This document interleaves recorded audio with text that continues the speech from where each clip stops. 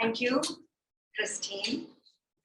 Thank you, every one of you here present here, and those of you listening to us from far.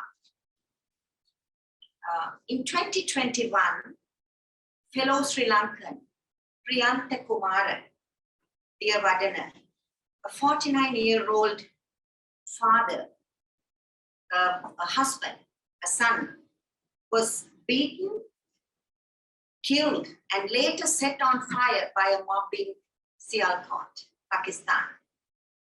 He had been accused of blasphemy for removing a poster featuring religious content. Asia Bibi, in November of 2010, a judge by the name of Muhammad Naveed in Punjab sentenced her to death by hanging, additionally fining her the first woman to be condemned to death in Pakistan for blasphemy charges. And her charge was that, the crime was that she made offensive comments about the Prophet Muhammad. Mubarak Bala, the 37-year-old president of the Humanist Association of Nigeria, he was accused of blaspheming Islam. Miriam Ibrahim, my friends, the list goes on. These curbs perceived as anti-Islamic speech, whether called blasphemy, whether called defamation of Islam or insulting Islam or hate speech, are incompatible with democracy and individual human rights.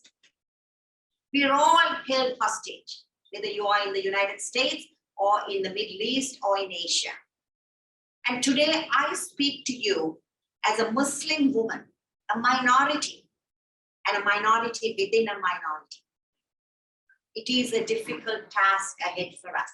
Let us make no mistake about it. And I stand here with some level of courage because I believe to teach is a necessity, to please somebody is sweetness, but to persuade is victory. I have challenged blasphemy laws and these laws for 3 reasons. Dr. King spoke about a blueprint when we are engaged in social justice work.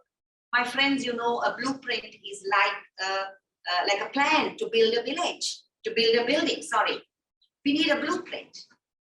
I think that those of us who are working to repeal blasphemy laws, we also need a blueprint.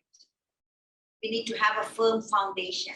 For years, we have gone back and forth, back really, not forth, on this issue of repealing blasphemy laws. I stand today to share with you that the 3 components that will be necessary for such a blueprint is that the world must hold the Muslim majority countries that enforce death penalty and other inhuman punishments for blasphemy. We must all come together because we live in a globalized world, and what happens to one affects us all.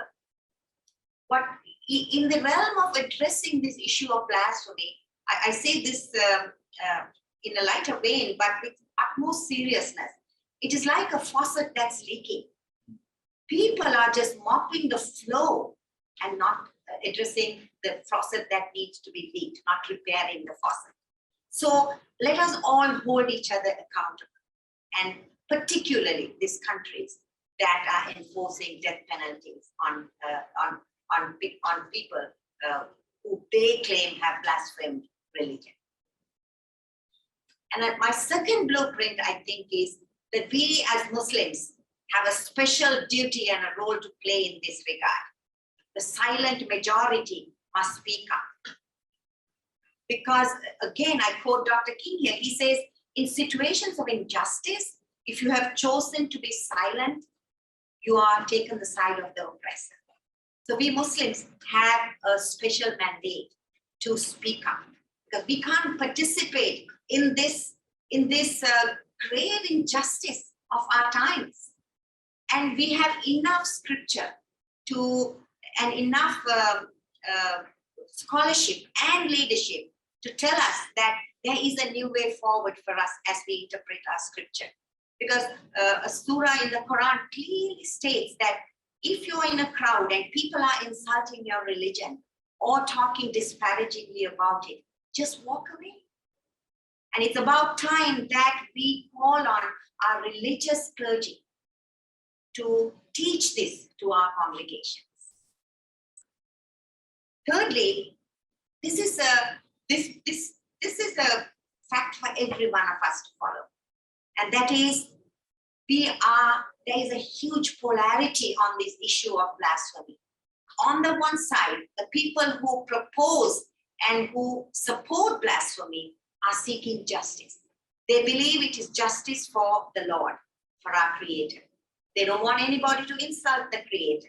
So they want justice. They want to punish people who are allegedly insulting their religion.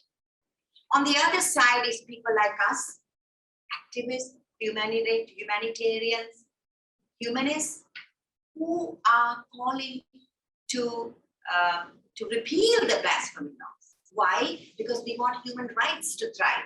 We want freedom of expression. We want universal laws that protect us, not harm us and punish us.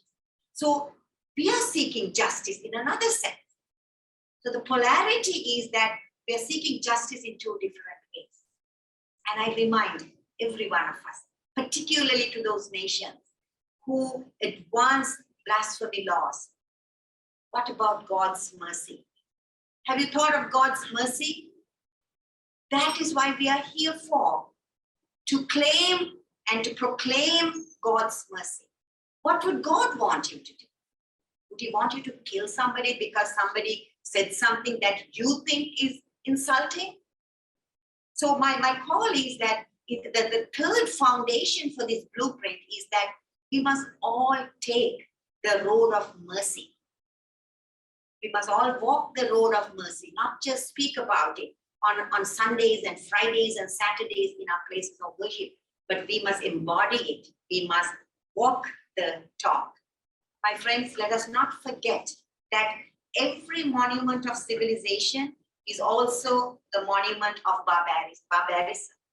So let us remember, as we come together and implore member states in the United Nations to embody this charter where there's language calling for the repeal of blasphemy, that let us also embody within us and call the whole world to take on a new journey, a new path of mercy, and proclaim and reclaim and live God's promise to us, and that is of mercy. Thank you.